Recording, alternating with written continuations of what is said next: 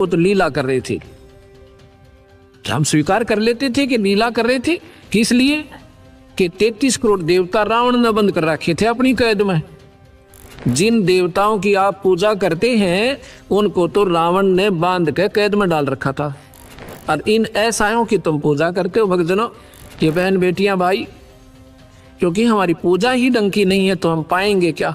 नास्तिक होता जा रहा समाज, भगवान का गुण मिलता नहीं क्योंकि हमारी वे ऑफ वर्शिप ठीक नहीं है, हमारी पूजा की विधि ठीक नहीं है। अब यहाँ अब सतगुरु के ज्ञान की रोशनी में अब हमें दिखाई देने लगा सही कि वो लीला नहीं कर रहे थे, उनको ज्ञान ही नहीं था।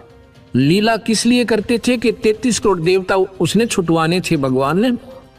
ये तो मान लेते भी लीला कर दी, सीता उठा ली, माता को उठाया, फिर लीला की आवश्यकता कहाँ रहेगी। बहाना बन गया था, जाते गर्दन दबोच देता जा करके।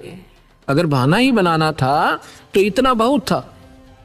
फिर सीता कौन है, जैसे किसी की भैंस गुम हो जा या बकरी गुम हो जा, उसको ढूंढने कोई पूर्व दिशा में, कोई उत्तर दिशा में, कोई दक्षिण दिशा में, और किसी ने पा जा कोई मुझे वहां मिल गई। ऐसे हीट एंड ट्रायल मेथड से सीता ढूंढी गई। हनुमान जी छलांग लगा के समुद्र पार कर गए, वहां सीता को ढूंढा और खोज के जब राम जियों को बताया। ये लीला नहीं थी, ये तो मजबूरी थी, उन्हें ज्ञान ही नहीं था। इतना समय नहीं लगाते लीला में, पत्नी को तो और उठा ले जा, वहां लीला करता रहे पीछे से भगवान या कोई भी पति। वो भगवान ऐसा है थे क्योंकि इस काल के हाथ में रिमोट कंट्रोल है। जो 1000 भुजा का भगवान है, ये ब्रह्मा विष्णु महेश केवल 4 भुजा के ही, और कबीर साहब असंख्य भुजा के, बिना गिनती के। 4 भुजा का प्रतीक समझो, 4 हॉर्स पावर। ये 4 हॉर्स पावर के समझो। इनकी माता है वो 8 हॉर्स पावर की है, उसकी 8 भुजा है। इनके पिता हैं 1000 हॉर्स पावर के, समझ लो। एक कंपेरेटिव एग्जाम देता हूँ आपको, एग्जाम्पल देता हूँ। और कबीर साहब पावर हाउस समझो, वो थर्मल प्लांट जहाँ से बिजली मैन्युफैक्चर होती है, बनती है। असंख्य भुजा है उस मालिक के जहाँ से सारी शक्तियाँ बाहर आती है। दर्शकों, संत रामपाल जी महाराज के इस अनमोल उपदेश के अंश मात्र से हिंदू धर्म में श्रेष्ठ माने जाने वाले देवताओं की सामर्थ्य शक्ति की जानकारी प्राप्त हुई कि ये कितने समर्थ है, जबकि कबीर परमेश्वर सर्वशक्तिमान है। अब आइए वीडियो के इसी कड़ी में आगे बढ़ते हैं। अब ब्रह्मा विष्णु महेश हमारे कोई दुश्मन नहीं है। कई कहते हैं कि आपके गुरु जी तो ब्रह्मा विष्णु महेश की को छुड़वाते हैं।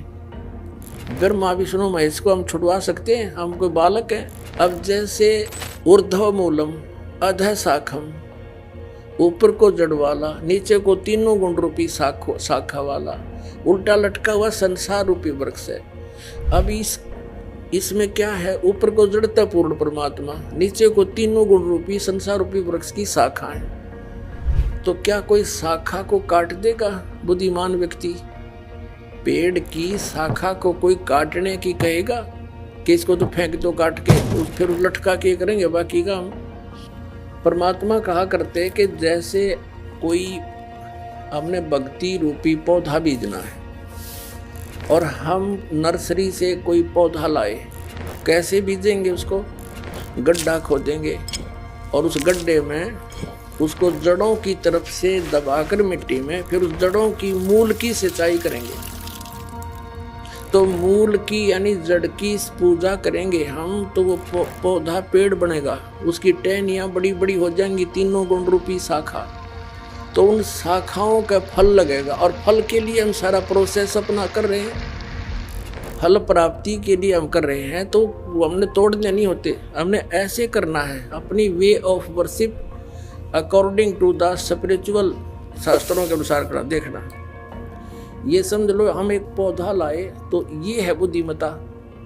जड़ों को गमले में यानी मिट्टी में डाला, दबा दिया और पूजा शुरू कर दी, सिंचाई। ये जड़ कबीर परमात्मा है इस संसार रूपी वृक्ष की। अब ये हमने जड़ों को पूजना है, इन ब्रह्मा विष्णु महेश की पूजा नहीं कर। हम क्या कर रहे हैं? ऐसे कर रहे हैं। ये बता बाल कौन काम करे क्या हमने? हंसी नहीं आवे। हम ऐसी पूजा कर रहे हैं, उल्टा काम कर दिया हमने। ब्रह्मा विष्णु महेश को हम इष्ट रूप में पूज रहे हैं, गमले में ला दिए ब्रह्मा विष्णु महेश। और ये पूजा कर रहे हैं तो कोई क्या कहेगा? समझदार व्यक्ति ने घर सीधा कर ले इसने, और वो लड़े, हट जा दूर, खबरदार तूने क्या कर दिया। अब देखो जड़ छोड़ दी हमने, अब जड़ ऊपर रहेगी तो पौधा, भक्ति रूपी पौधा सूख गया। ये यूजलेस है, ये शास्त्र विधि को त्याग कर शास्त्र विरुद्ध साधना है, ये उल्टा लट बीजा हुआ भक्ति रूपी पौधा। और हमने ऐसे करने को कहा तो इसमें इसकी पूजा करेंगे भगवान कबीर साहब की, फिर हमारे शास्त्र अनुकूल कर्म बनेंगे। शास्त्र अनुकूल संस्कार होने से ये फल ब्रह्मा विष्णु महेश ने देना हमारे को, क्योंकि यहाँ के ये प्रधान है, इबिन का फल लगेंगे। अब इसका प्रमाण देते हैं।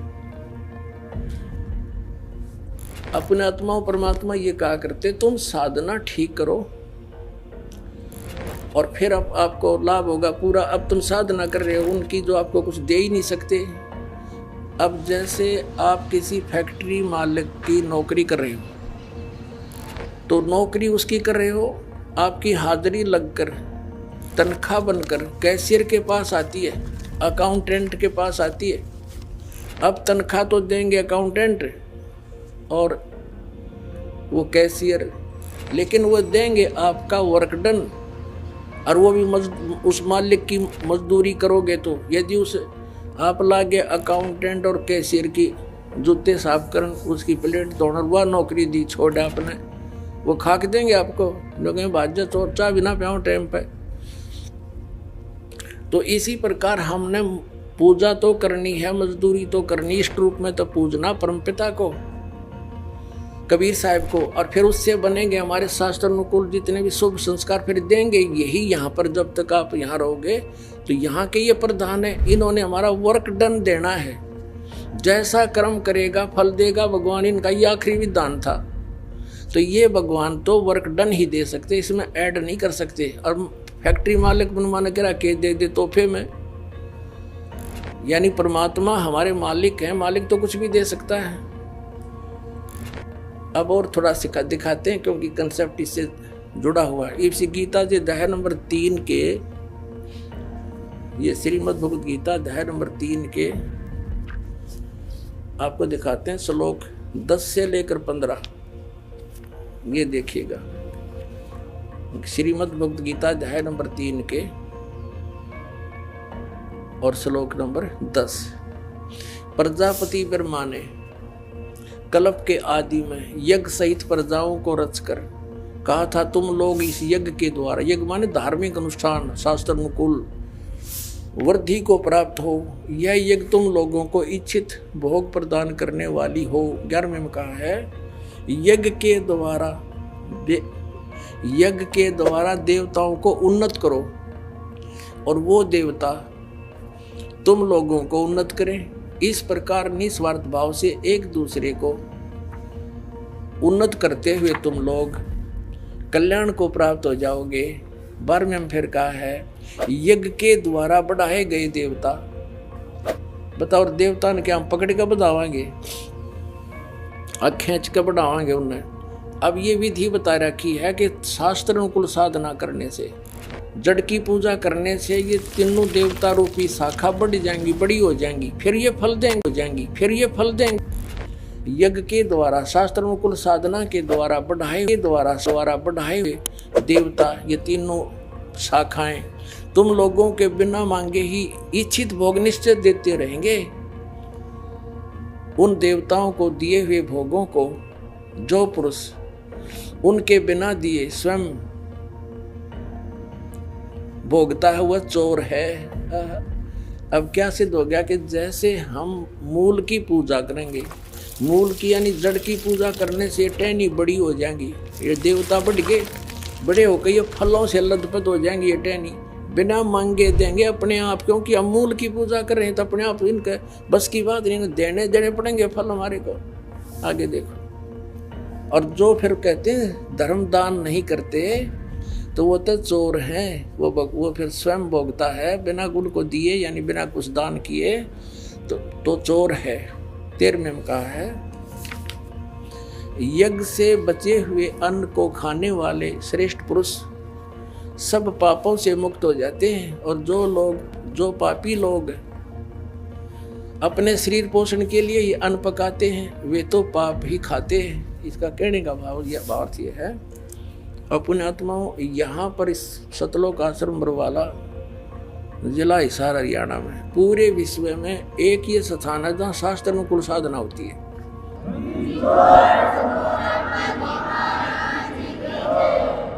अब ये क्या बता रहे हैं? यज्ञ से बचे हुए अन्न को खाने वाले श्रेष्ठ पुरुष संत यानी अच्छी आत्मा तो सब पापों से मुक्त हो जाते हैं। हम सबसे पहले परमात्मा का भोग निकालते हैं, भोजन का भी, हलवे का प्रसाद बनकर आता है वो भी, उसको भगवान के भोग लगाकर फिर शेष अन्न को वितरित किया जाता है।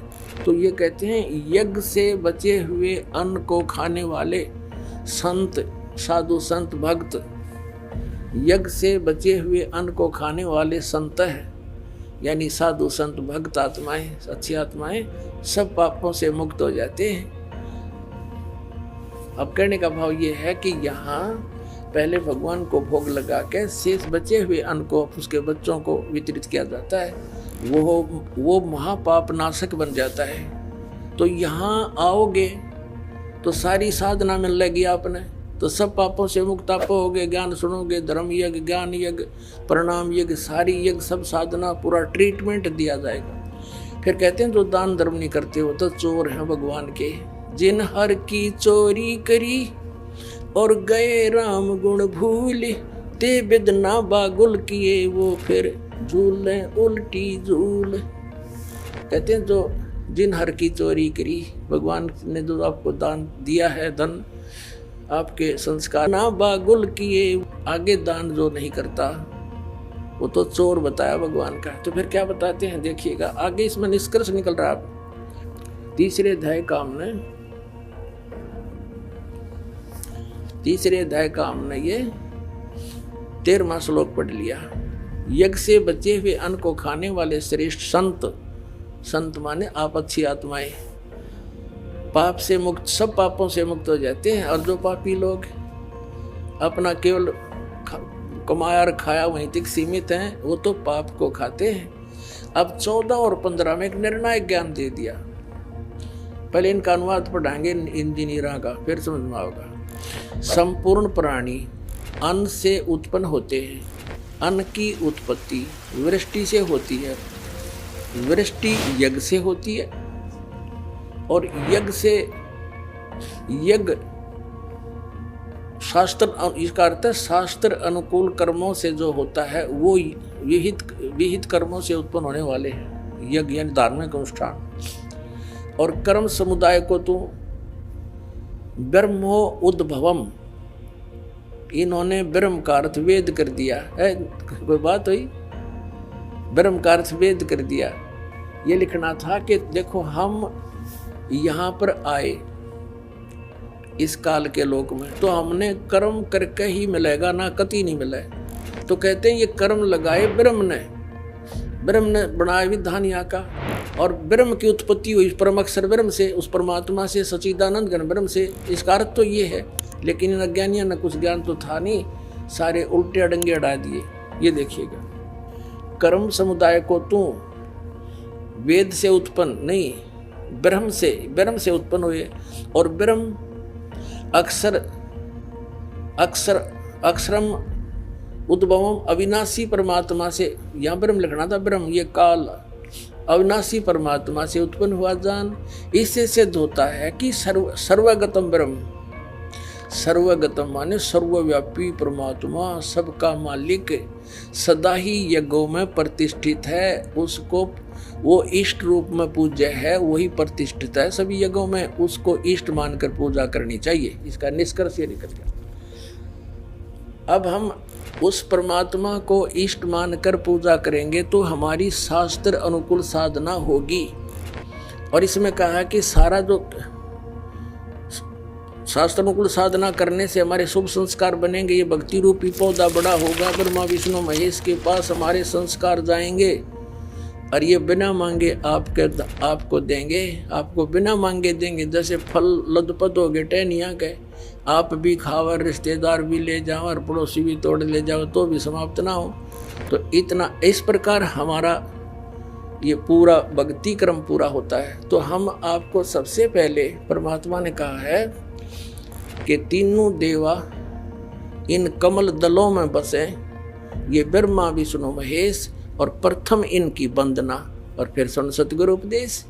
तो हम इनकी पूजा नहीं कर रहे, हम किसी का किराया दे रहे हैं, जैसे हम टैक्स भर रहे हैं बिजली का, हम बिल भर रहे हैं इसका टेलीफोन का, वो पूजा थोड़ी कर रहे हैं, वो तो हम उनको दे रहे हैं। तो हमें हमारी सुविधाएं जारी रखेंगे, नहीं देंगे तो कनेक्शन काट देंगे। तो हम शास्त्र अनुकूल साधना कंप्लीट कोर्स ना करके अपनी अपनी डफली पीट रहे हैं। जिस कारण से हम परमात्मा से मिलने वाली साधना से वंचित होकर के हम नास्तिक होते जा रहे थे। अब परमात्मा ने दया करी आपके ऊपर और इस दास के ऊपर। इस दास को बनाया वो तत्वदर्शी संत, और जो ज्ञान परमात्मा 600 वर्ष पहले छुपा के थे खजाना, इस दास को चाबी दे दी। अब दास ने खोल दिया उसके बच्चों के सामने, अब खाओ और खर्चो, चलो सतलोक।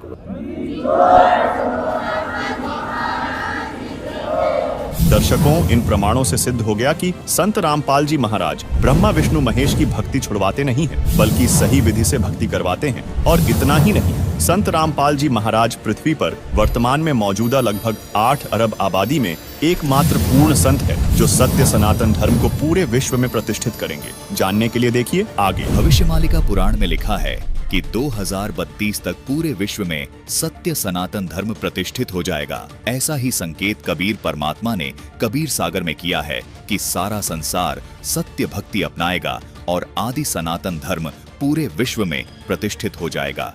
दर्शकों, आदि सनातनी पूजा के प्रथम चरण की ये पूजा ही विश्व में सनातन धर्म प्रतिष्ठित करने में अहम भूमिका निभाएगी। दर्शकों, आज विश्व के सभी प्राणी बेशक अलग अलग धर्मों में बटे हुए हैं। विश्व के सभी मानवों यानी स्त्री व पुरुषों के शरीर की संरचना एक जैसी है तथा इनमें बने कमल भी एक जैसे हैं। प्रत्येक साधक को परमात्मा प्राप्ति के लिए और मोक्ष प्राप्त करने के लिए इन्हीं कमलों से होकर गुजरना होता है। इन 12 अक्षर वाले मंत्र का जाप करने से ये कमल अपने आप खुल जाते हैं। हठ योग करने की कोई आवश्यकता नहीं है। जिस प्रकार ऋषि जन पहले हठ योग करके इन कमलों को खोलने का प्रयत्न करते रहे, जबकि कमलों को खोलने की आसान अवश्रेष्ठ विधि ये है जो संत रामपाल जी महाराज ने बताई है।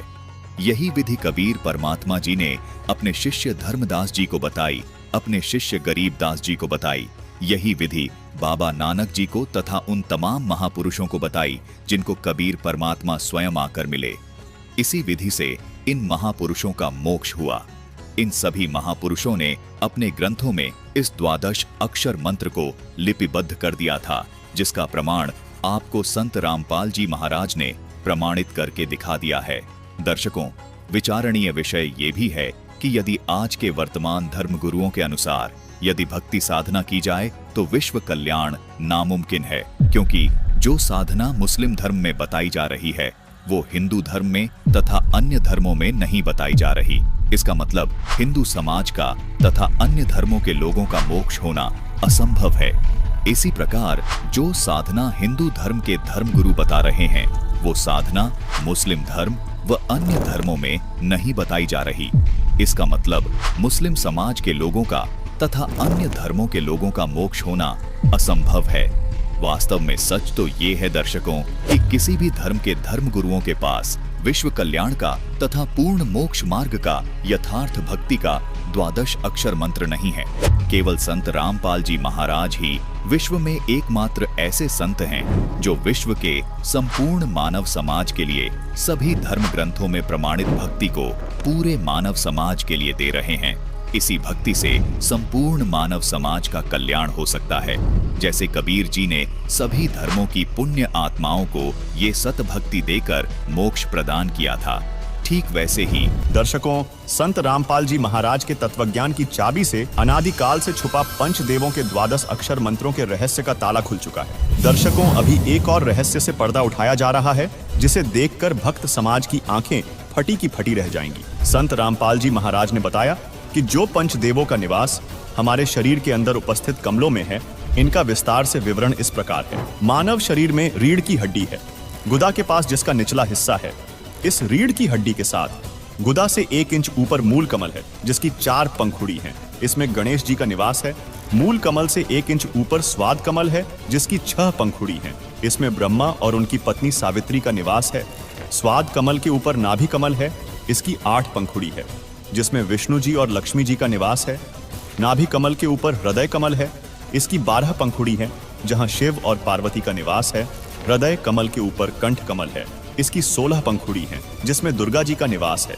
यहाँ ध्यान रखने योग्य बात यह है कि ये सभी कमल शरीर की रीढ़ की हड्डी के साथ अंदर की तरफ होते हैं, न कि शरीर के अग्र भाग में।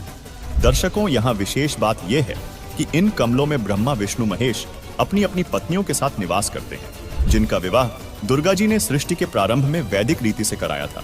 आइए देखते हैं श्रीमद् देवी भागवत महापुराण से इनके विवाह का प्रमाण। अब देखो, इन तीनों का ब्याह करा दुर्गा ने। यही देवी पुराण चल रहा है। ये देखिएगा, ये है तीसरा स्कंद और पृष्ठ नंबर ये 126। या नीचे देखिएगा, ब्रह्मा जी इस सारे संसार में मैं ही व्यापक रूप से विराजमान हूं, ये दुर्गा बोल रही है। और फिर क्या कहती है, ब्रह्मा जी इस शक्ति को तुम अपनी सत्री बनाओ। यह अनुपमा सुंदरी है, इसका मुख सदा मुस्कान से भरा रहता है। महासरस्वती नाम से विख्यात इस श्रेष्ठ देवी में सभी रजोगुण विद्यमान हैं। अब यहाँ इस अनुवादकर्ता ने ऐसा किया है, जबकि यहाँ सावित्री होना चाहिए। इसका दिव्य शरीर स्वच्छ वस्त्रों से सुशोभित है। यह सुंदरी अब सदा तुम्हारी स्त्री होकर रहेगी। इस प्रेयसी भार्या को भी मेरी ही विभूति समझकर आदर की दृष्टि से देखना। आगे देखो, अब तीसरा स्कंद ये चल रहा है और पृष्ठ नंबर 128 पे। इस प्रकार मुझे आज्ञा देकर वंदना भगवती, प्रसन्न वंदना भगवती जगदम्बा ने भगवान विष्णु से कहा, विष्णु मन को मुग्ध करने वाली इस महालक्ष्मी को लेकर तुम भी पधारो, यानी जाओ, और यह सदा तुम्हारे वक्ष स्थल में विराजमान रहेगी, तेरी छाती में बैठी रहेगी। नू कह आगे देखो, तुम इस लक्ष्मी के साथ सदा आनंद करना। ये रामाकांत, पहला बाग बीज ऐ, दूसरा काम बीज किलम, तीसरा बाग माया बीज हरियम, ये मेरे मंत्र हैं। अब देखो, कहीं की ईंट कहीं का रोड़ा। अरदास आपको ये परमात्मा ने दिए हुए यानी सूक्ष्म वेद में जो ज्ञान है उसमें से ये मंत्र आपको दिए जाते हैं। वो बिल्कुल एक्यूरेट मंत्र हैं और सारे ही कंप्लीट हैं। इन किते सिर, किते पैर, किसी की टांग, किसी का कुछ ईंट कहीं का रोड़ा। आगे कहते हैं कि भक्ति और मुक्ति देने वाले इन मंत्रों को सदा स्मरण रखना चाहिए। ऊपर जो बोले हैं, कल्याणकारी इच्छा करने वाले पुरुष ओम इस प्रवण के साथ मंत्र जप करे। पुरुषोत्तम तुम वैकुंठ की रचना करके वहीं विराजमान रहो। पुण्यात्मा जो दास आपको पहला मंत्र देता है वो 5 नाम, इसमें से 2 नाम इसने स्पष्ट किए हैं। लेकिन कहीं की ईंट कहीं का रोड़ा, फिर कहते तेरा कल्याण हो, ओम नाम जपले जतन कल्याण दिए। और ये सहयोगी मंत्र हैं, ये मोक्ष के अकेले इनसे मोक्ष नहीं, ये सहयोगी मंत्र हैं। जैसे रोग काटने के लिए ग्लूकोज अलग है, ग्लूकोज रोग नहीं काटती, वो सहयोग देती है शरीर को स्वस्थ बनाने में, लेकिन रोग काटने की औषधि न्यारी होती है। आगे देखो, देवी ने कहा, शंकर मन को मुग्ध करने वाली यह महाकाली गौरी नाम से विख्यात है, तुम इसे पत्नी बनाओ, पत्नी रूप से स्वीकार करो, कैलाश की रचना करके वहीं रहो और इसके साथ सुखपूर्वक आनंद करो। तुम्हारी लीला में तमोगुण की प्रधानता रहेगी। अब ये क्लियर हो गया पुण्यात्माओं। जो परमेश्वर जी ने 600 वर्ष पहले जो कथा सुनाई थी, जो ज्ञान दिया था, अपने संवेद में, सूक्ष्म वेद में, यानी सच्चिदानंद घन की वाणी में, अर्थात कबीर वाणी में, वो 100% 100% सत्य है। और आज हमारे सदग्रंथ उसको सेकंड कर रहे हैं, उसका समर्थन कर रहे हैं। भले ही इन सदग्रंथों में कंप्लीट नॉलेज नहीं है, फिर भी कबीर परमेश्वर से सुना हुआ ये ब्रह्मा जी कहीं ना कहीं से थोड़ा बहुत हिंट दे ही रहा है। इसी प्रकरण के अंत में देवी भागवत के 3रे स्कंद अध्याय 6 के पेज नंबर 144 पर ब्रह्मा जी कहते हैं, इस प्रकार कहकर भगवती जगदम्बिका ने हमें विदा कर दिया। उन्होंने शुद्ध आचार वाली शक्तियों में से भगवान विष्णु के लिए महालक्ष्मी को, शंकर के लिए महाकाली यानी सती जी को और मेरे लिए महासरस्वती यानी सावित्री जी को पत्नी बनने की आज्ञा दे दी। अब उस स्थान से हम चल पड़े। दूसरे स्थानों पर हम तीनों की पुरुष रूप से प्रतिष्ठा हुई। संत रामपाल जी महाराज कहते हैं, विवाह में व्यर्थ का खर्चा त्यागना पड़ेगा। जैसे बेटी के विवाह में बड़ी बारात का आना, दहेज देना, यह व्यर्थ परंपरा है, जिस कारण से बेटी परिवार पर भार मानी जाने लगी है और उसको गर्भ में ही मारने का सिलसिला शुरू है, जो माता पिता के लिए महापाप का कारण बनता है। बेटी देवी का स्वरूप है। हमारी कुपरंपराओं ने बेटी को दुश्मन बना दिया।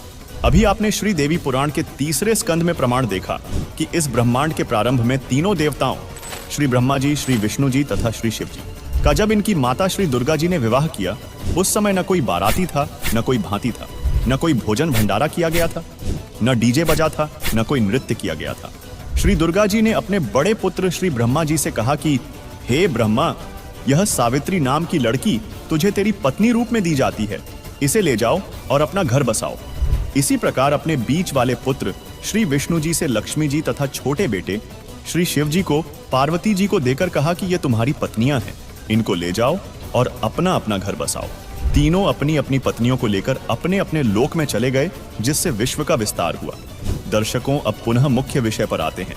दर्शकों, अभी जो वीडियो आपको दिखाई थी, इसी वीडियो का कुछ अंश एक गुप्त रहस्य जानने के लिए फिर देखिए। आगे देखो, अब 3रा स्कंद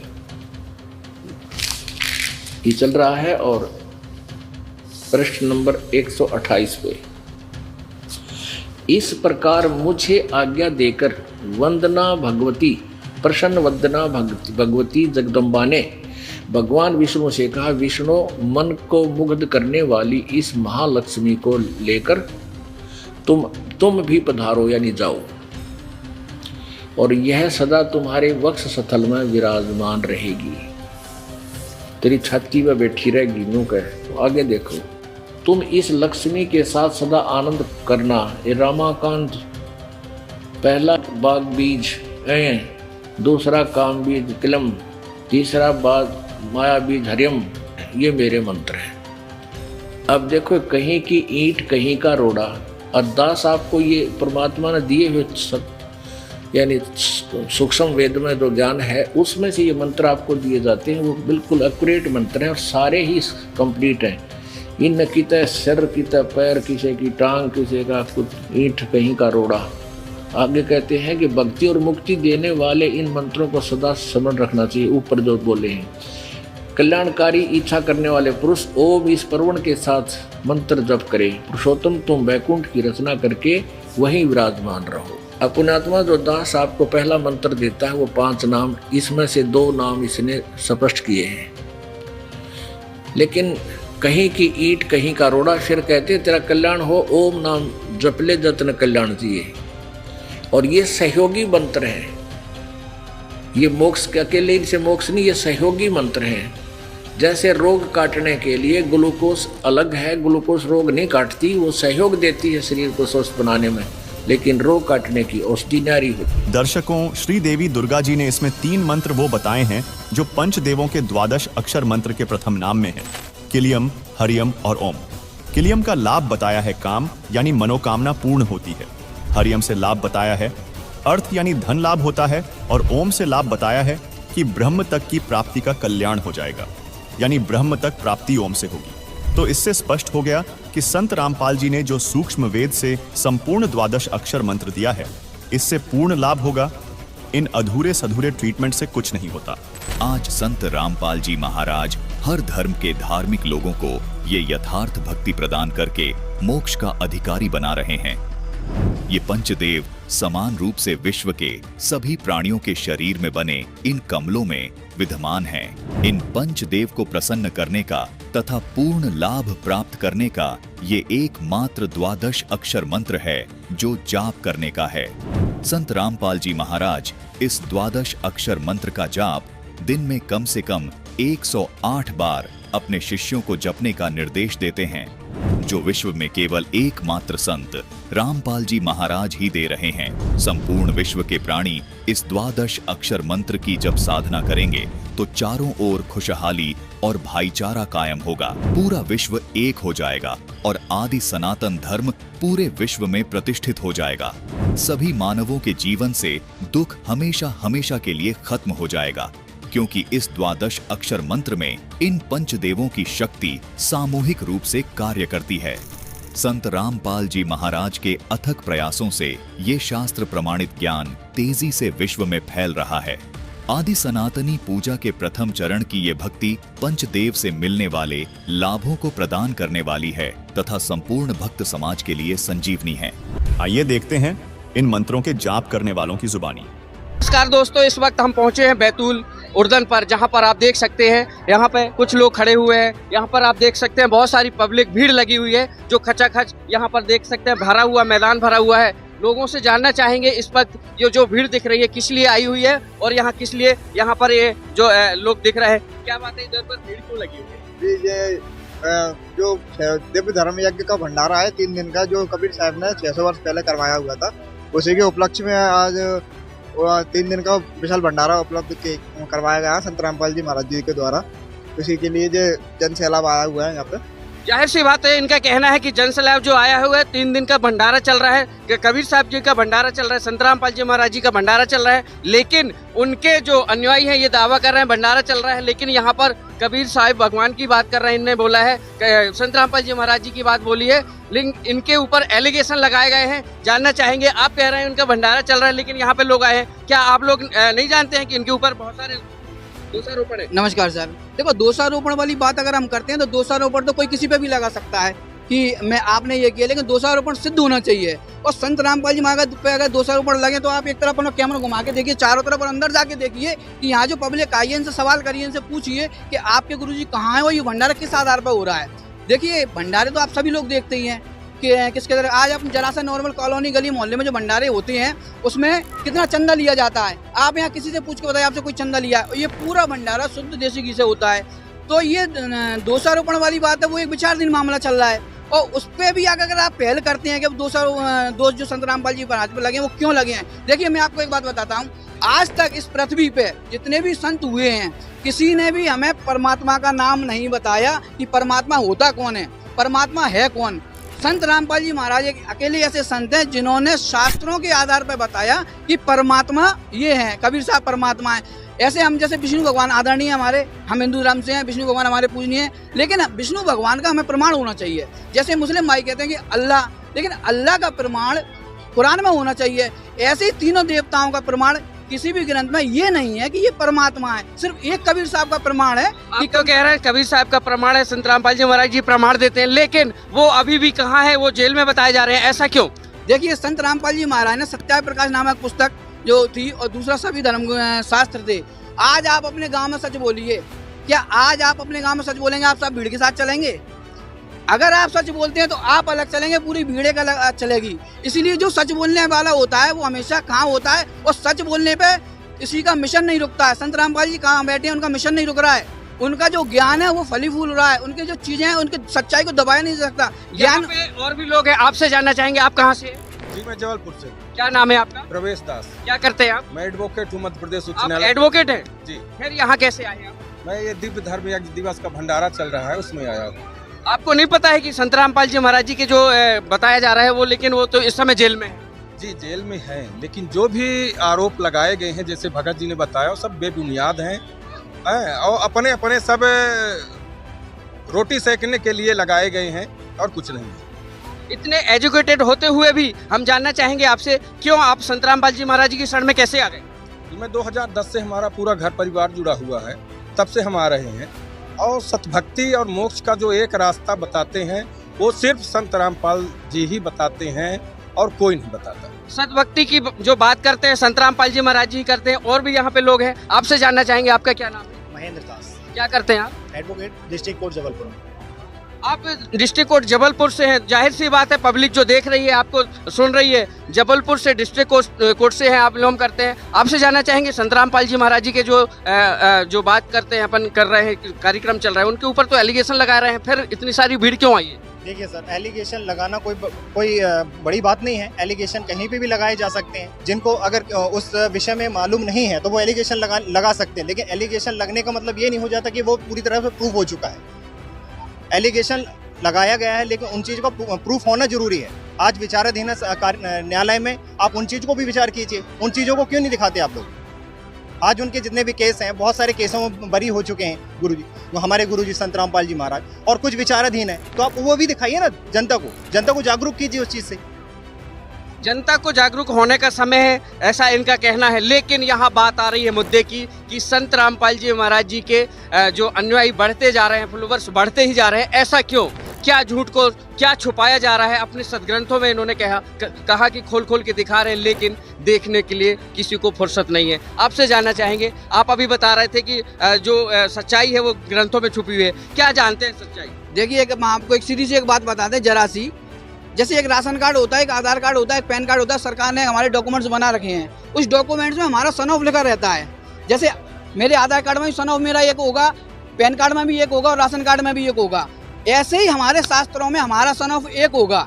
आज तक आप बात करिए, सभी धर्म के लोग आए हुए हैं, उनसे ये पूछो हमारा सन ऑफ कौन है, हमारे पिता कौन है, तो वो प्रमाण हमारे सदग्रंथों में है। वो साहब कबीर परमात्मा है, हमारा परमात्मा जो पिता है हमारा सबका, और जिनको भी यहाँ से मोक्ष प्राप्त करना है, और सीधी सी बात गुरुजी हमारे बताते हैं, इन्हीं भगवानों की, देवी देवताओं की भक्ति बताते हैं, वो सदग्रंथों में प्रमाणित है। अभी तक हम क्या करते आ रहे थे, गीता जी के विरुद्ध भक्ति कर रहे थे, वेदों के विरुद्ध भक्ति कर रहे थे। लेकिन ये जो आज यहाँ इतने बच्चे बैठे हैं, 3 साल से बच्चे लेके 100 साल तक का व्रत भी होगा ना, वो भी वही भक्ति करेगा जो गीता जी कह रही है, जो वेद कह रहे हैं। और वो भी हम आपके चैनल के माध्यम से सभी से पूछना चाहते हैं कि आप अपने घरों में जिन भगवानों की हम पूजा करते हैं, उनको दिन में कितनी बार याद करते हैं?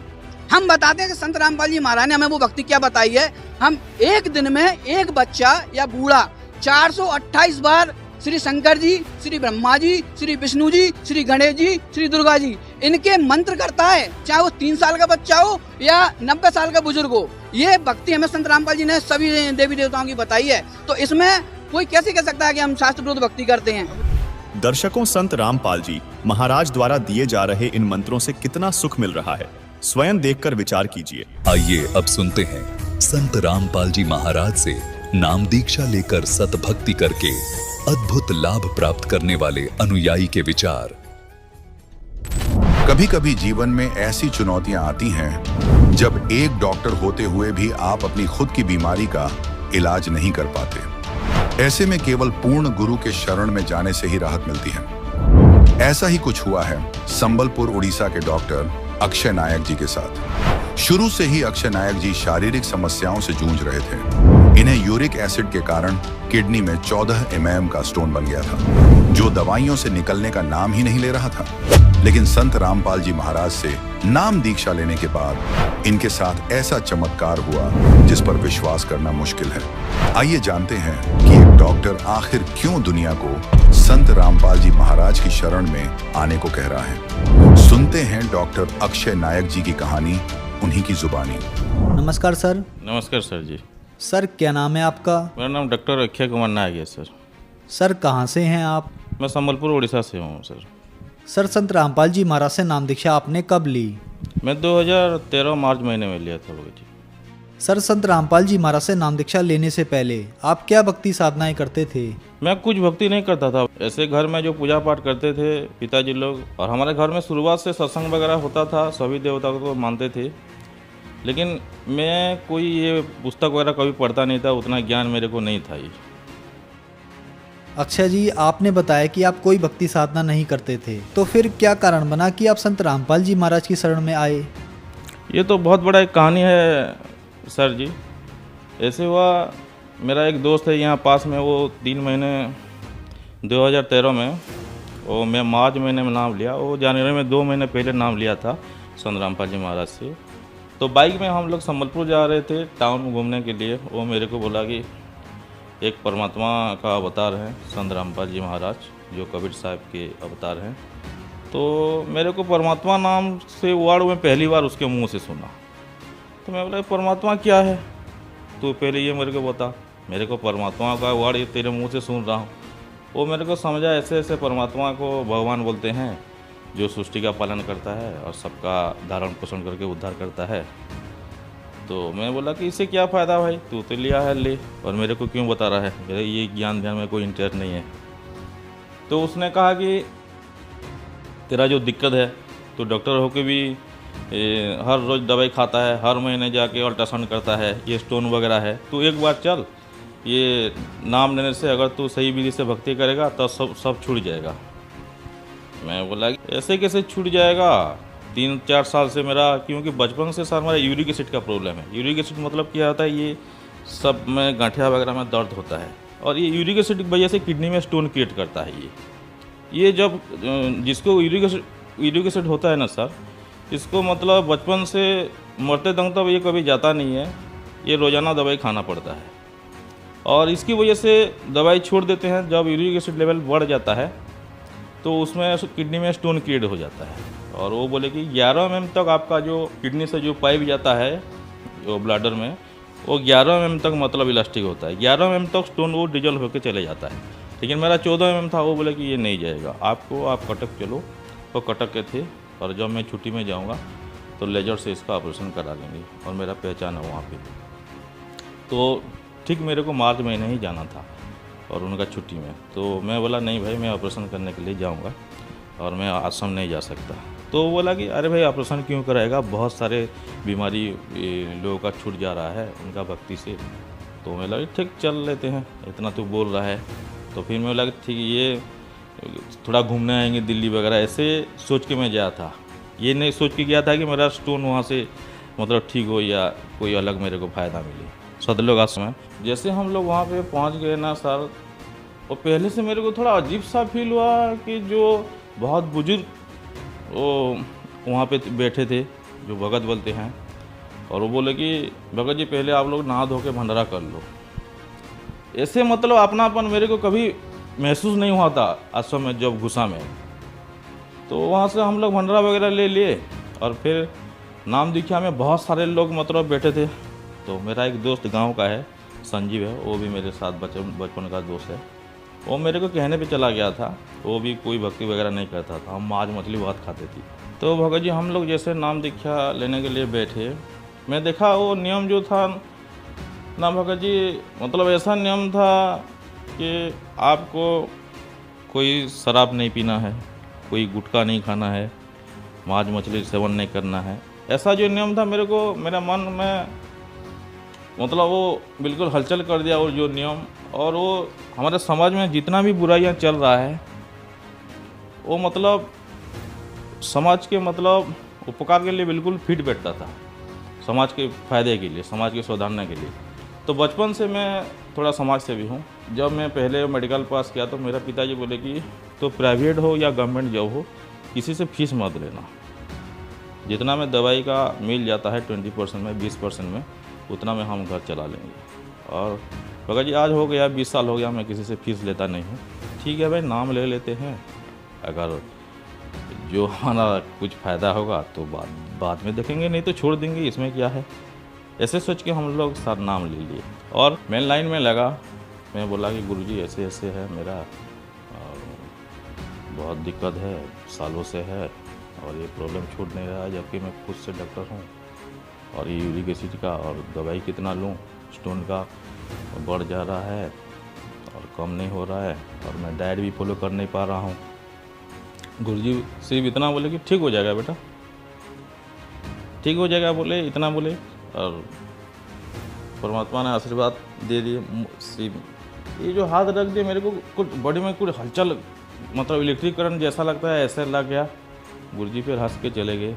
मैं खोजा, मतलब ये सब खोजा कि ये जो गुरुजी जो प्रथम मंत्र जो देते हैं, जो कमल वगैरह जो बोलते हैं, मैं उसमें पाया भगत जी, हमारे साइंस में है भी वो जो कमल, जो गुरुजी जो पहला मंत्र जो देते हैं, जो हमारा जो कमल वगैरह बोलते हैं, कांड कमल जो बोलते हैं, हृदय कमल जो बोलते हैं, जो कमल वगैरह में गुरुजी जो डिफाइन करते हैं, उसमें साइंस में भी प्रूव है, अगर आपका वो कमल खुल जाता है तो आपको कोई बीमारी नहीं होगा। तो मैं ध्यान से वो मंत्र जाप किया 1 महीने, 4 महीने बाद मेरे को सदमा मिला।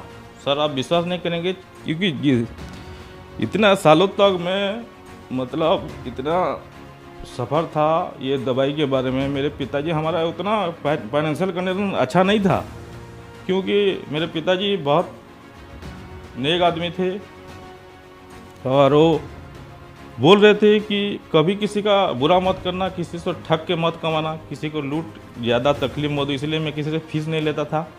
तो उतना मेरा नहीं चलता था क्लिनिक में, प्राइवेट डॉक्टर हूँ और केमिस्ट भी हूँ, मेरा खुद का मेडिकल स्टोर था। जितना होता था उतना मैं बहुत मुश्किल से चलता था, हम लोग कर्ज लेके चलते थे। मैं डॉक्टर होने के बाद भी मेरे पिताजी बोले कि एक सेकेंड हैंड कार ले ले। उस टाइम 800 मारुति का था, तू चल नहीं पा रहा है ठीक से दर्द के कारण। लेकिन गुरुजी की दया से बिल्कुल मेरा दर्द उतना मतलब कम हो गया, बिल्कुल बॉडी बिल्कुल फ्री लगने लगा। और जब मैं आया, मैं पिताजी को बोला, पिताजी क्योंकि भगवत प्रेमी थे, हर महीने हमारे घर में सत्संग होता था, एरिया के सब लोग जानते थे मेरे पिताजी को, और सब देवी देवता का हनुमान पूजा तो हर महीने करते थे मेरे पिताजी।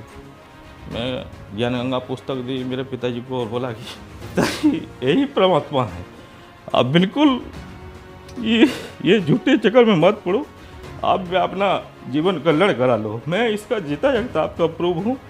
और उस टाइम ना भगत जी मैं अपना अल्ट्रासाउंड करा चुका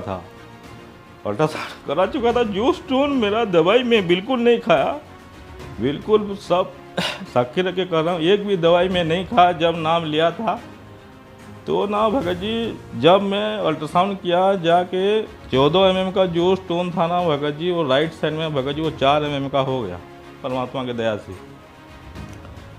तो वो मैं जब डॉक्टर को दिखाया, मेरा प्रोफेसर जो क्लिनिक में आते थे बोला कि ये रिपोर्ट सही नहीं है, आप एक बार फिर चेक करा लो। फिर मैं दूसरी में जाके चेक करा तो वो 4.4 mm आया, वो 1-2 पॉइंट का इधर उधर आता है अल्ट्रासाउंड में। डॉक्टर बोले कि ये ऐसा नहीं हो सकता, आप कुछ ना कुछ दवाई खाए हैं। और मैं बोला कि आप तो बोले सर दवाई में ये ठीक नहीं होगा, आप लेजर से जाके ऑपरेशन करा लो। फिर वो बोले कि सही तो बोल रहे हो, और वो बोले कि ये रिपोर्ट भी सही नहीं होगा, आप कटक में जाके अल्ट्रासाउंड करा लो। क्योंकि वो साइंस को मानते थे, चमत्कार होते हुए भी बावजूद वो मतलब, लेकिन मेरे अंदर मेरे आत्मा जाग चुकी थी कि मेरे को परमात्मा मिल गया है। और बचपन से मैं इतना मांस मछली खाता था, मैं मेरे गाड़ी पे लेके दोस्तों को लेके बहुत, कभी नशा नहीं करता था मेरे पिताजी की वजह से, कभी कोई नशा चीज़ छुआ नहीं हूँ, लेकिन मांस मछली बहुत खाता था। एक बार ऐसा हुआ ना, मेरे साथ ऐसा चमत्कार हुआ ना भगत जी, मैं प्रथम मंत्र को नहीं जपा था, 11:30 बज गया था, उसका साक्षी मेरा भगवतमती है। सो गया था मैं क्लिनिक से आके 11:30 बजे। 11:30 बजे खुद संत रामपाल जी महाराज मेरे सपनों में आके बोले कि बेटा तुम मंत्र नहीं किया है, तो इससे नाम खंड होता है, तो मंत्र जप के सो। मैं धड़क से मेरा नींद खुल गया। प्रथम मंत्र जपने में गुरुजी जो हमें जो प्रथम मंत्र देते हैं वो बिल्कुल ऑथेंटिक है, बिल्कुल ज्ञान से और साइंस से बिल्कुल वो खाप खाता है, बिल्कुल इक्वल है वो। गुरुजी जो कमल जो खोलने के बाद जो सत्संग में बताते हैं वो बिल्कुल इक्वल है, उससे हमारा शरीर तंत्र ठीक होता है। एक बार ऐसा हुआ, मैं क्लिनिक से आ रहा था, मेरे पीछे एक बैठा था, वो नाम नहीं लिया था, एक मार्केट था वहाँ पे, और एक ट्रक आया और वो मार्केट में जो पत्थर वगैरह रख के जो लोग सब्जी वगैरह बेचते हैं, उसमें एक चक्कर लग गया और मेरे को बिल्कुल धक्का दे दिया। एक सिर ना भगत जी दूसरे चक्कर पे मेरे आ गया। लोग बोल रहे थे, मैं सुन रहा हूँ कि इसका सिर नहीं है, मैं सुन रहा हूँ इतना, इसका सिर नहीं है।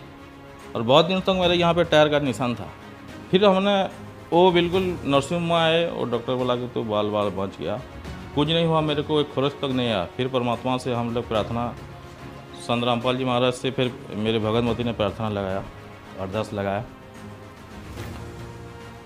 तो गुरुजी ने बोला कि इसके बहुत सारे मतलब ऐसे इसके जीवन में है, जो कि ये सद्भक्ति से इसको कट जाएंगे और परमात्मा उसको फिर से नया जीवन देते रहेंगे। बहुत सारे ऐसे आएंगे, बेटा घबराना मत, ठीक से भक्ति करोगे। सर, आपके पिताजी एक नेक डॉक्टर थे और आप भी एक नेक डॉक्टर हैं। आप आज भी अपने पेशेंट यानी मरीजों से फीस नहीं लेते। हमें सुनने में आया था कि आपने अपने राज्य में कोरोना संकट में लगभग 25 लाख रुपए से ज्यादा की दवाइयाँ गरीब लोगों को फ्री में बंटवाई थी। तो सर, ये प्रेरणा, ये सोच आपको कहाँ से मिली?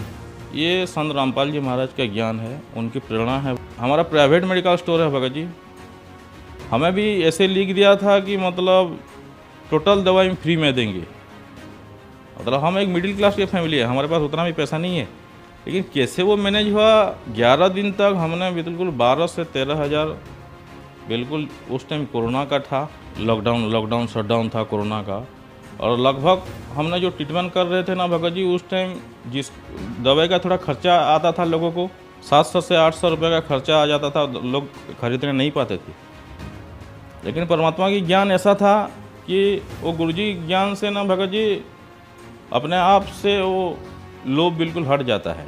और दुकान में कैसे कितना लगभग 20 लाख से ऊपर दवाई का ये ज़्यादा होगा, 25-30 लाख होगा, इतना मतलब दुकान में कितना दवाई मौजूद था हमें ये कैलकुलेशन नहीं होता है। 20 लाख का दवाई हमने बिल्कुल लाए थे 11 दिन में। और ये सब परमात्मा संत रामपाल जी महाराज की दया से। हम भगत जी 30-40 पेशेंट देखते थे तो थक जाते थे, लेकिन 1000 से 11, कभी 800, 900, एक दिन तो 1600 हो गए थे। परमात्मा कहाँ मैनेज कर रहे थे, बिल्कुल लाइन लगे थे।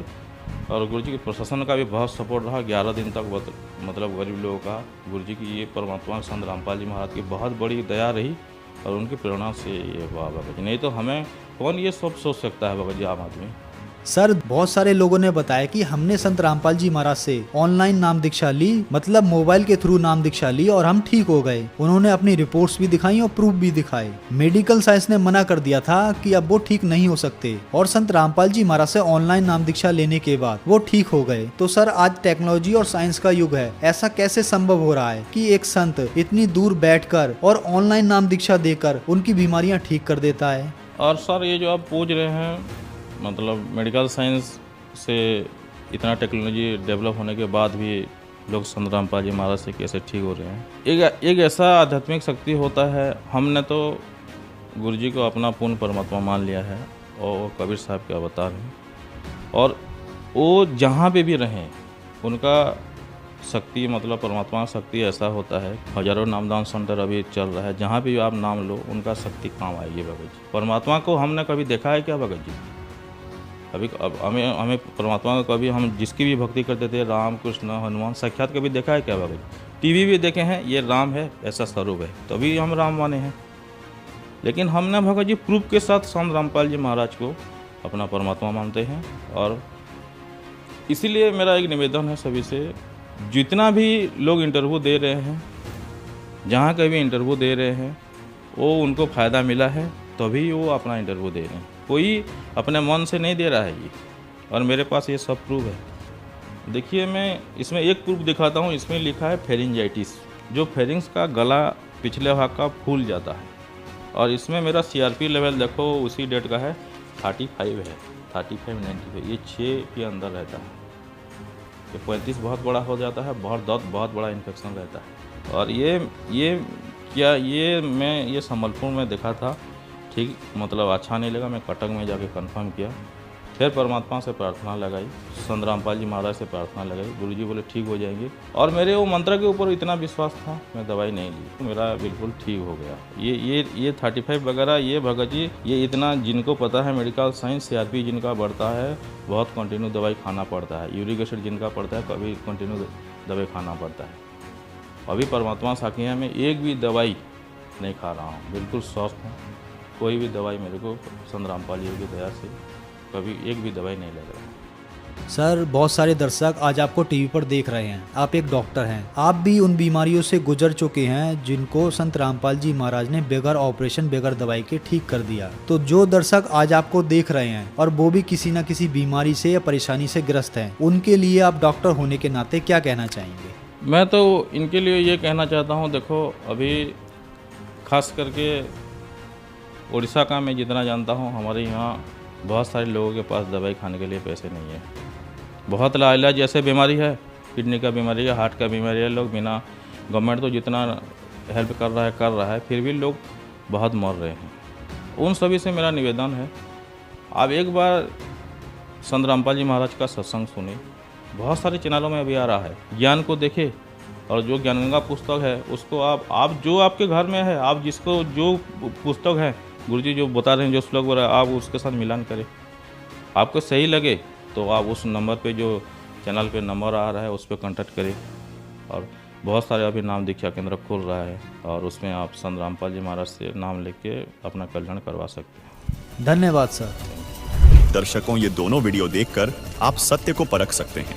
जिस प्रकार जौहरी असली और नकली हीरे की पहचान कर लेता है, उसी प्रकार आप यदि भक्ति और भगवान के चाहने वाले हैं तो आदि सनातन पूजा की सत्यता परख सकते हैं। आगे और विस्तार से जानते हैं, देखिए ये वीडियो। आदि सनातनी पूजा के 3 चरण होते हैं। प्रथम चरण की साधना में इन पंचदेव की साधना के मंत्र होते हैं।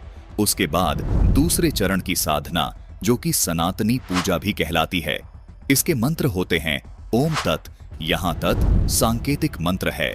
उसके बाद तीसरे चरण की साधना आदि सनातनी पूजा कहलाती है।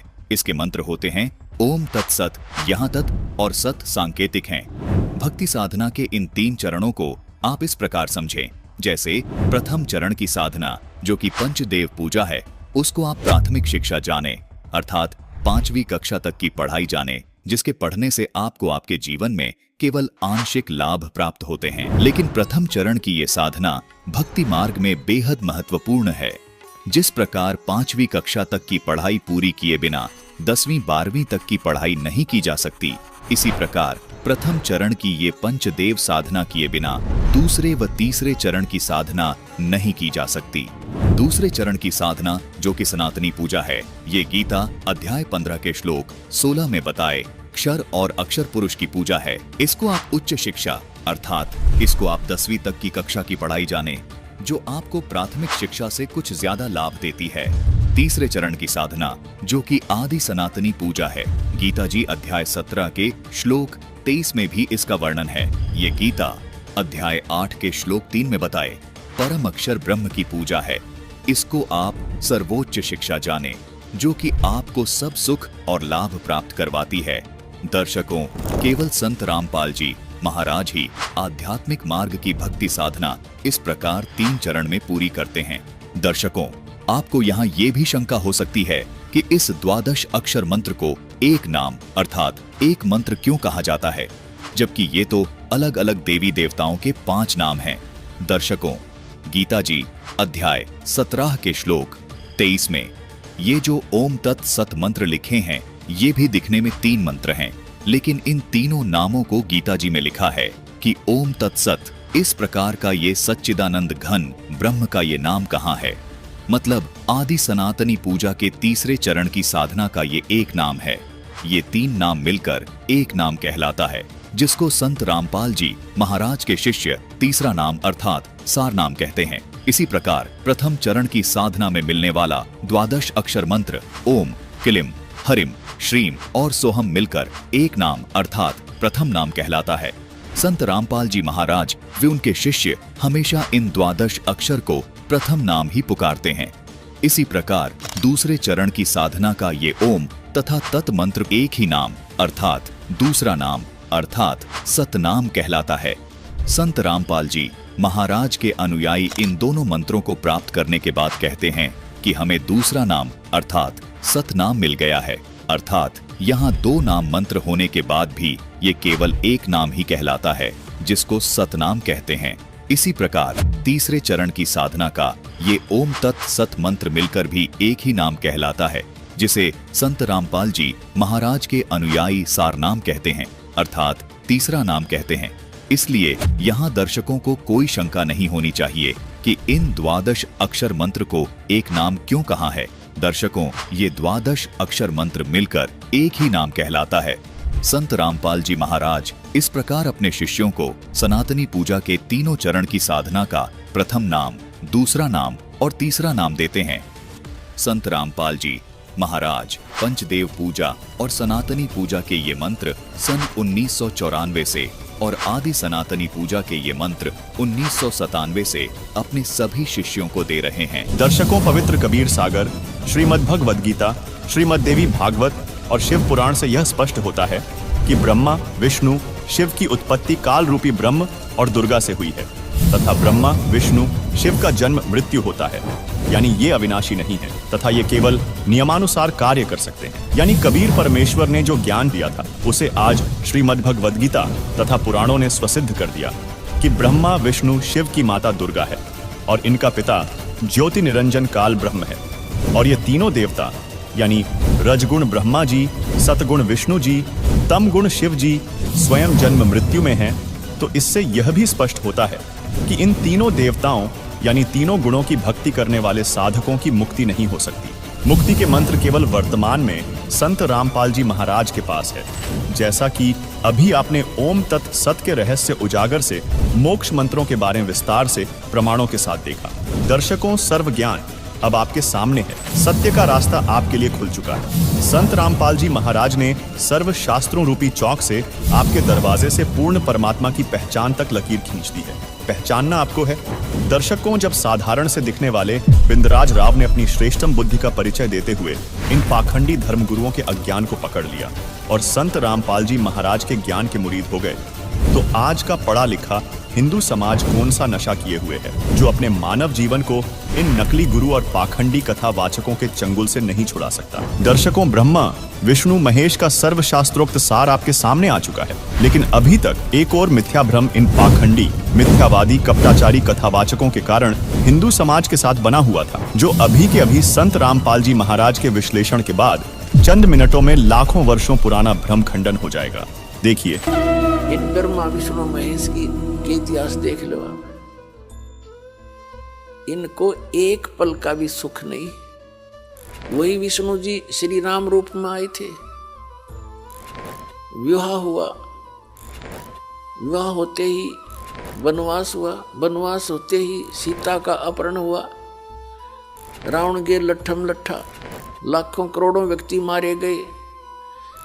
तब सीता को छुटवा कर लाए। आने के कुछ दिन के बाद ही उसको घर से निकाल दिया किसी आम व्यक्ति के कहने से। यह सब की बुद्धि काल के हाथ में है और संस्कार वश बंधी पड़ी है। नारद जी ने श्राप दे दिया विष्णु जी को कि तू एक जीवन अपने पत्नी के वियोग में जीवेगा। फिर ये भगवान खा करे जब नारद का वो श्राप इसके ऊपर असर कर गया। ये काहे के भगवान फिर भगवान पर असर करे। सीता जी की अग्नि परीक्षा करके श्री रामचंद्र जी वहां से लाए थे। यदि तू कलंकित हो चुकी है तो अग्नि में जल जाएगी, टंटा कटेगा तेरा।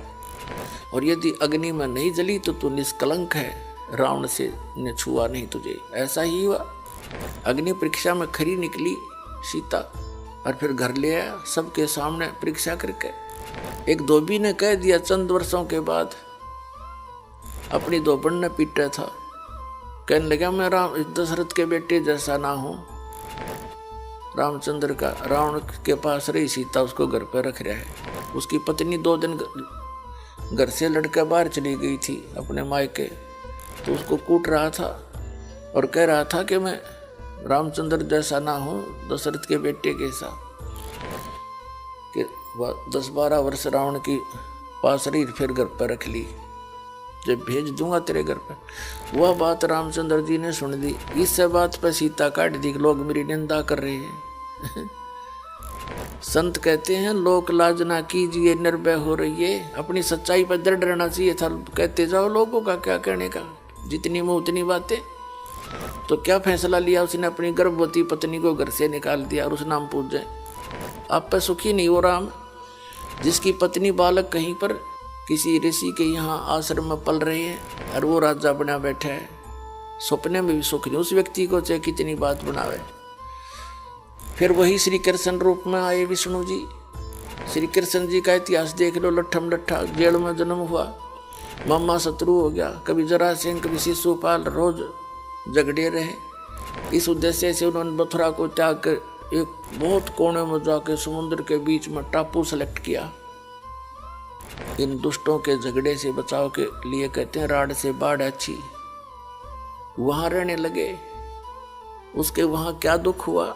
उनके सामने पूरे यादव कुल 56 करोड़ उनकी जनसंख्या हो चुकी थी, श्री कृष्ण जी के वंशजों की, कुल वालों की। अब पर लड़का मर गए, दुर्वासा ने श्राप दे दिया, श्री कृष्ण तई मारे गए, सारे 56 करोड़ यादव कटका मर गए आपस में लड़के। तो पता क्या संरक्षण दिया श्री कृष्ण जी ने उनको। तो परमात्मा कहते हैं साच कहूं तो जग नहीं माने और झूठ कही ना जाई हो, ये ब्रह्मा विष्णु शिव जी दुखिया जिन ये राह चलाई हो। श्री देवी भागवत महापुराण के अंदर प्रथम स्कंद में ब्रह्मा जी पूछ रहे विष्णु जी से कि आप भी तपस्या कर रहे हो, मुझे बड़ा हैरानी है, आप तो भगवान हो, ये हो, विश्व पालक हो, सब देवों के देव हो। और विष्णु जी कहता है कि मैं अधिकतर सब तप करता रहता हूँ, तप करके फिर राक्षसों के साथ युद्ध करता हूँ, उनको मारता हूँ, थोड़ा बहुत समय मिला तो कुछ देर लक्ष्मी के साथ सुखपूर्वक व्यतीत कर पाता हूँ। तो परमात्मा कहते हैं खाक सो के इनको। तो कहने का भाव परमात्मा कहते हैं साच कहूं तो थारा गले उतरे नहीं। कबीर परमेश्वर जी ने कहा है साधु ऐसा चाहिए जैसा सूप सुभाए, सार सार गही रहे थोथा दे उड़ाए। दर्शकों, यहाँ एक विचारणीय विषय है कि हजारों वर्षों से जो शास्त्रों का गूढ़ रहस्य ऋषि मुनि और आज के कथावाचक नहीं समझ पाए, वो गूढ़ रहस्य संत रामपाल जी महाराज ने समझकर उसका सार निकालकर विस्तार से सारी दुनिया के सामने खोल कर रख दिया। इससे 100% अनुमान लगाया जा सकता है कि संत रामपाल जी महाराज कोई साधारण संत नहीं बल्कि परम अद्वितीय शक्ति युक्त पूर्ण संत हैं, क्योंकि जो तत्व ज्ञान और सुख ब्रह्मा विष्णु महेश को प्राप्त नहीं है, वो ज्ञान और सुख संत रामपाल जी महाराज के शिष्य प्राप्त कर रहे हैं। और इस बात की पुष्टि हम नहीं, ये वीडियो कर रहा है जो 100% सत्य है। जिसको विश्वास न हो वो इनके पते पर जाकर सत्य की जांच कर सकता है। देखिए ये वीडियो। आज हम पहुँचे हैं सतलोक आश्रम जो शामली में है, और वहाँ पर एक सज्जन मिले हैं, तो उनसे हम थोड़ा आपको परिचय कराते हैं और उसके बाद उनसे सुनते हैं किस प्रकार से संत रामपाल जी महाराज के शरण में आए। सर क्या नाम है अपना? मेरा डॉक्टर योगेंद्र सिंह। सर आप कहाँ के रहने वाले हैं? अमरोहा। अमरोहा जिला अमरोहा। अमरोहा के। तो सर आप संत रामपाल जी महाराज शरण में आप कैसे आए? कैंसर से मैं दवाई लेकर के आया तो हमारा ड्राइवर कहने लगा मुझे भूख लगी है, तो उसने गढ़ चौपले पर चौराहे पर गाड़ी रोकी और वो होटल पर खाना खाने चला गया।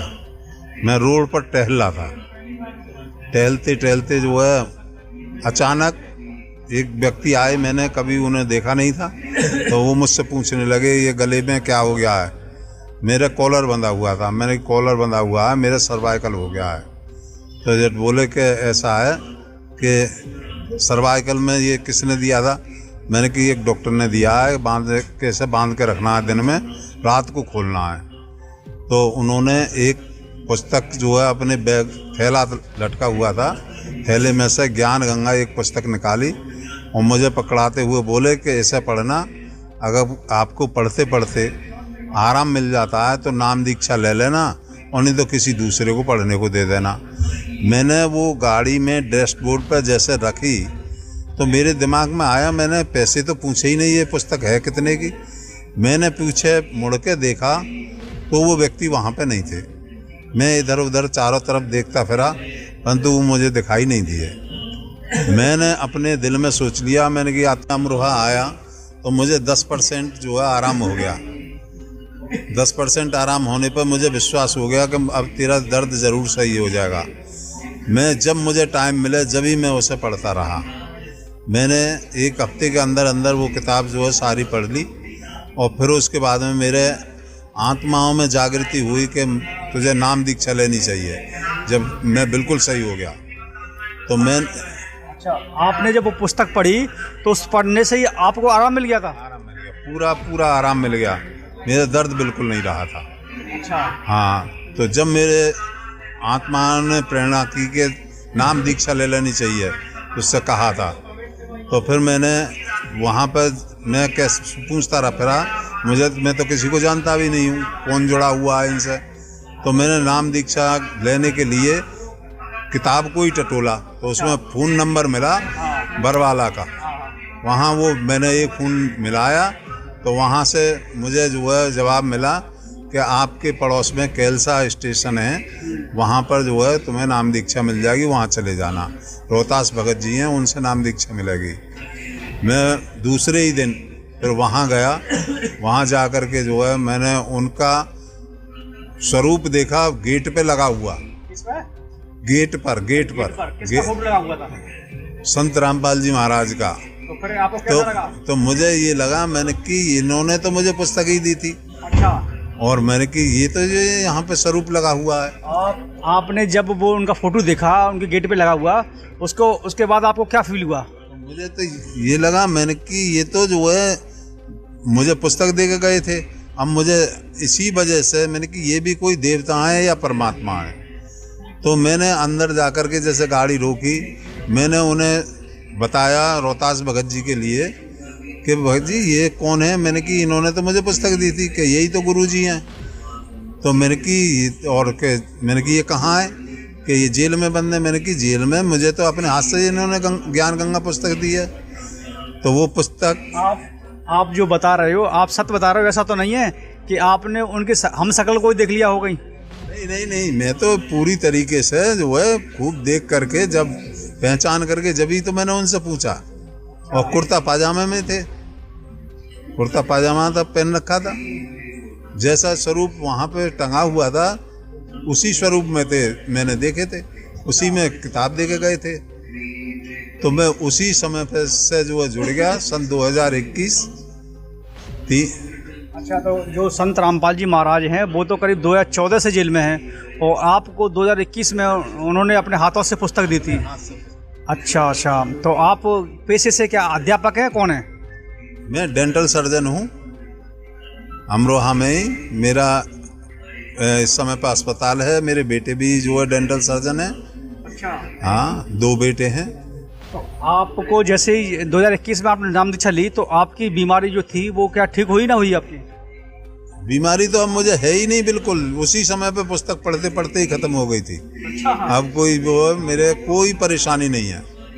मैं बिल्कुल सही हो गया। तो आप स्वयं डॉक्टर हैं, डेंटिस्ट डॉक्टर हैं, और डॉक्टर इन चीज़ों पर विश्वास नहीं करते हैं, तो आपको विश्वास कैसे हो गया इन चीज़ों पर? 8 महीने मैंने इलाज कराया था इधर उधर। उससे 8 महीने में मुझे जो है आराम नहीं हुआ था। थोड़ा बहुत जो है जब दवाई खाता था तो आराम मिल जाता था, फिर ज्यों का त्यों हो जाता था। जब मुझे ये किताब पुस्तक को पढ़ते पढ़ते ही आराम हो गया, तो ये तो मेरा प्रैक्टिकल था। और क्या लाभ मिले इसके अलावा आपको? और तो जो है इतना मैंने माइंड नहीं किया कि कौन, बस है मुझे शांति बहुत मिलती है। हाँ, और घर में मेरी सुख शांति बहुत बढ़िया बनी हुई है। अच्छा सर, मैं जानना चाहता हूँ, जो बहुत से लोग हैं जो बीमारियों से ग्रस्त हैं, जिस प्रकार से आप ठीक हुए हो, क्या इसी प्रकार से और लोग ठीक हो सकते हैं क्या? जी, मुझे पूरा तरीके से कॉन्फिडेंस है कि हर व्यक्ति के लिए जैसे मुझे आराम मिला है, परमात्मा सबको ऐसे आराम देते होंगे जरूर। कैसे जुड़ सकते हैं संत रामपाल जी महाराज से? परमात्मा के, देखो, जब तक अपने दिल में ललक पैदा नहीं होती है, किसी दूसरे के कहने से जो है नहीं जुड़ता है व्यक्ति। वो परमात्मा के जो है पुस्तक पढ़े, ज्ञान सुने। रोजाना टीवी पे सत्संग आता है साधना चैनल पर, तो साधना चैनल को जो है देखें रोजाना।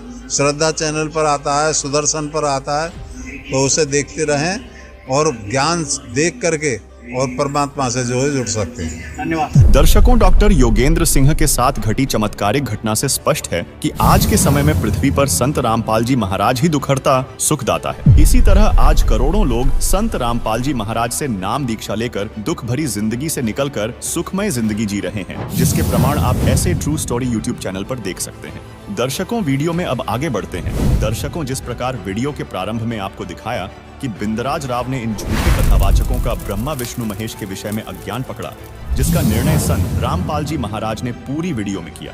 अब अंत में एक और छोटी सी क्लिप बिंदराज राव की दिखाते हैं और आज की वीडियो का समापन करते हैं। देखिए ये वीडियो। आज मैं सतयुग के काल्पनिक ब्राह्मणों का पोल खोलने वाला हूँ। इन पाखंडियों का एक गंभीर मुद्दे पर मैं चर्चा करूंगा, जो रामपाल महाराज जी का सत्संग एक पाखंडी ब्राह्मण से हो रहा है। तो पहले आप लोग ये वीडियो देखिए, इसके बाद इस वीडियो पे हम लोग चर्चा करेंगे। और इन देव ऋषियों से जन्म लेने से ब्राह्मण देवता कहलाए। ब्राह्मण क्यों? क्योंकि ये सब ब्रह्म ऋषि ब्रह्मा की मानसिक सृष्टि के अंतर्गत, तो इनकी सृष्टि में आगे जो संतानें हुई वो ब्राह्मण देवता कहलाए।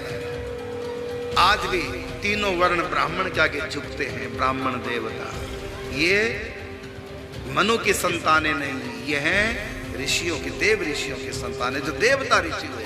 इस धरती के नहीं थे, सब ब्रह्मलोक के रहने। अच्छा, विप्रह सनातन धर्म की एक बहुत बड़ी ताकत है। विप्रह ब्राह्मण, ब्राह्मण नहीं होगा तो पुरखे तृप्त नहीं होंगे, भूत बन जाएंगे, प्रेत। बहुत ध्यान से सुन लीजिए, आज जातिवाद चल रहा है। बताइए, धरती का देवता है, बंधह प्रथम महेश्वर चरना, ये धरती का देव है। मंदिर बनवा देना कितने भी, लेकिन पूर्वज के नाम पर जब तक ब्राह्मण को ग्रास नहीं निकला, ब्राह्मण को नहीं जिमाया, तब तक वह तृप्त नहीं हो सकते। ऐसा ग्रंथ में लिखा है, उनको तृप्ति नहीं मिल सकती। और अभी तो रुको, क्लाइमैक्स अभी बाकी। सौभाग्य आपका, आपको ये अमृत ज्ञान सुनने को और देखने को मिल रहा है। ये छठा स्कंद संक्षिप्त देवी भागवत 414 पृष्ठ पे। जन्मेजय ने पूछा, महाभाग, किस युग में कैसा धर्म का स्वरूप है? इस संपूर्ण विषय को विशेष रूप से बताने की कृपा कीजिए। व्यास जी बोले, राजन, यह निश्चय है कि सतयुग में ब्राह्मण वेद के पूर्ण विद्वान थे। देखिए, व्यास जी कह रहे हैं कि सतयुग में ब्राह्मण वेद के पूर्ण विद्वान थे और उनके द्वारा निरंतर भगवती जगदम्बा यानी देवी का, दुर्गा की आराधना होती थी। भगवती का दर्शन करने के लिए उनका मन सदा ललायित रहता था। प्रत्येक गांव में शक्ति का मंदिर उद्घाटन हो, इस विषय की उनके मन में बड़ी उत्सुकता रहती थी। देवी की पूजा करा करते, वेद के विद्वान है, तेरा गजब भैया है। अरे ये सतयुग में ये मंदिर का लठी कटवाए नकली ब्राह्मणा ने, ये काम बिगाड़ रखे सारा। अपने स्वार्थ बस अपने चेले बिठा दिए, उन्हें पूजा लागी, इनकी मौज माचगी। प्रत्येक गांव में शक्ति का मंदिर हो। अब यहाँ क्या बता, देखी ये तो सतयुग के ब्राह्मण स्थिति थी। अब कलयुग के ब्राह्मणों की सती थी, और सुन लो इसी पवित्र पुराण में। धर्म की यही सती थी, त्रेता में भी रही, परंतु कुछ ह्रास हो गया था। सतयुग की जो सती थी वह द्वापर में विशेष रूप से कम हो गई थी। राजन, उन प्राचीन युगों में यानी सतयुग, त्रेता, द्वापर में जो राक्षस समझे जाते थे वे कली में ब्राह्मण माने जाते हैं कलयुग में, क्योंकि अब के ब्राह्मण प्राय पाखंड करने में तत्पर रहते हैं। दूसरों को ठगना, झूठ बोलना और वैदिक धर्म कर्म से अलग रहना कलयुगी ब्राह्मणों का स्वाभाविक गुण बन गया है। पुण्यात्माओं, परमेश्वर ने 600 वर्ष पहले कहा था, वेद पढ़े पर वेद न जाने, ये बाँचे पुराण 18। और पत्थर को ये पत्ते खुआवे, भूल गए सिरजनहारा।